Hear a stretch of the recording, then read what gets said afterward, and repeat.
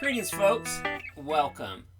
A z-score tells us an observation's relative placement within a distribution. The formula we use to calculate a z-score is z subscript I, where I tells us which observation we're looking at, equals xi, and again, that's for a specific observation in the distribution, minus x bar, which is a sample mean value, divided by s, which represents the standard deviation of the variable. If we calculate a z-score and get a positive value, that tells us that the observation is greater than the mean. On the other hand, a negative value for a z-score tells us that an observation is less than the mean. In general, the magnitude of the z-score tells us how many standard deviations a value is above or below a distribution's mean. So for example, if we got a z-score of 1, that would tell us that the observation is 1 standard deviation above the mean. Likewise, a z-score of minus 2.2 tells us an observation is 2.2 standard deviations below the mean. Here's a histogram showing the distribution of wait times for the Space Mountain roller coaster at the Walt Disney World. And when we look at this distribution, we want to think about its shape, center, and spread, but oftentimes we're also interested in the relative placement of individual observations within the distribution. In this histogram, the classes show us intervals of wait times. So you see the first class is 10 to 19 minutes, then 20 to 29 minutes, all the way out to the longest wait times of 130 to 139 minutes. If we wanted to, we could take all these values for wait times and convert them into z-scores by taking the value of the wait time, subtracting from it the mean value, and dividing it by the standard deviation. So in this histogram, you actually see the z-scores of the Space Mountain wait times. So here, your lowest values are z-scores of between minus 1.63 and minus 1.30. That tells us that the shortest wait times are between 1.3 and about 1.6 standard deviations below the mean, whereas your longest wait times are between about 2.5 and 2.8 standard deviations above the mean wait for the attraction. I put in a couple guidelines to give you an idea of the z-scores between minus 1 and plus 1.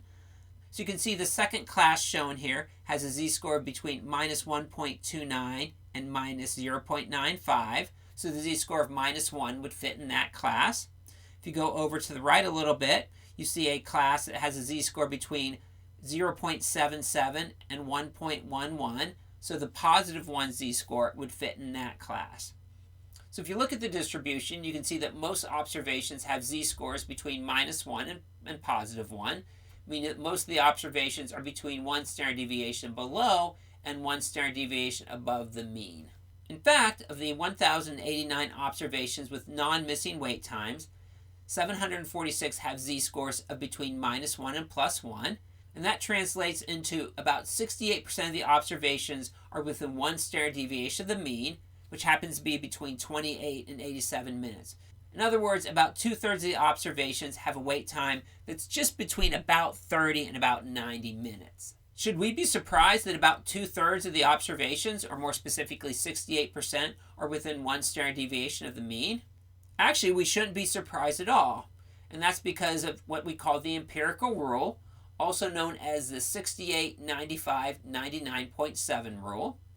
What the empirical rule tells us is if you have a normal distribution, by that we mean bell-shaped, symmetric, and single-peaked, 68% of the observations fall within 1 standard deviation of the mean, 95% fall within 2 standard deviations of the mean, and almost the entire distribution, or 99.7% of the observations, fall within 3 standard deviations of the mean.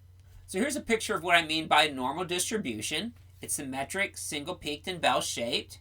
If you think about the empirical rule, it tells us that 68% of the observations are between a z-score of minus 1 and positive 1. 95% of the observations are between a z-score of minus 2 and positive 2. And 99.7% of the observations are between a z-score of minus 3 and positive 3. The empirical rule is a handy way to think about a distribution. If you remember, a distribution tells us the values that a variable can have and the frequency with which these values are observed. So if I told you we had a distribution that was normal, and the mean value was 15, and the standard deviation was 3, you could actually sketch out what that distribution looks like using the 68, 95, 99.7 rule, or the empirical rule.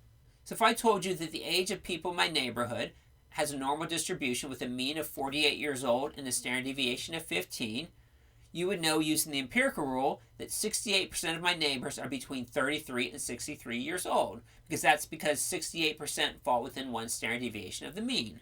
If I told you that the age of people in my neighborhood has a normal distribution with a mean of 48 and a standard deviation of 15, you would know that 34% of my neighbors are between 33 and 48. That's because 33 is one standard deviation below the mean, and 48 is the actual mean. If 68% of the observations are between one standard deviation below the mean and one standard deviation above the mean, that would mean that 34% would be between one standard deviation below the mean and the mean itself. This is what it looks like on a normal distribution. So again, you see we have a normal curve that's symmetric, single-peaked, and bell-shaped. And if you look at the z-scores, going from a z-score of -1 to 0, that's between one standard deviation below the mean and the mean itself, you have 34% of the distribution, and then another 34% of the distribution is between a z-score of 0 and 1. In other words, going from the mean to one standard deviation above the mean. That entire area between one standard deviation below and one standard deviation above the mean accounts for that 68%. Now, if I told you that the age of people in my neighborhood has a normal distribution with a mean of 48 and a standard deviation of 15, we could actually figure out that about 13.5% of my neighbors are between 18 and 33. Let's sketch out a normal distribution to see how we arrived at that 13.5%. So again, here we see our z-scores. You see a z-score of 0, which is the mean itself. You see a z-score of -1 and then -2. So of course we know that 68% of the distribution is between a z-score of -1 and +1. We know that 95% of the distribution is between a z-score of -2 and +2. So that would mean that 47.5% of the distribution is between a z-score of -2 and 0.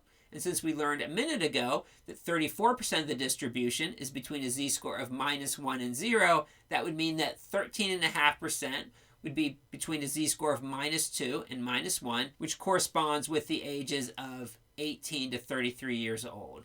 Now let's move from the age of my neighbors to the weather.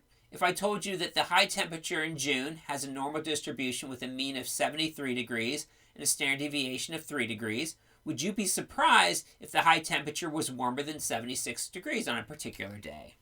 To answer this question, let's sketch out the distribution of what June high temperatures would look like. If the average high temperature is 73 degrees with a standard deviation of 3 degrees, that would mean that a high temperature of 76 has a z-score of 1. So going back to the empirical rule, we know that 68% of the distribution is between one standard deviation below and one standard deviation above the mean. That means that the area of this curve between a z-score of 0 and 1 accounts for 34% of the distribution. The left half of the distribution, going from a z-score shown here of -3 to 0, accounts for 50% of the distribution. If you add that 50% from the left half of the distribution plus 34% going from a z-score of 0 to 1, that accounts for 84% of the distribution, has a z-score of less than 1, leaving 16% of the distribution having a z-score of greater than 1.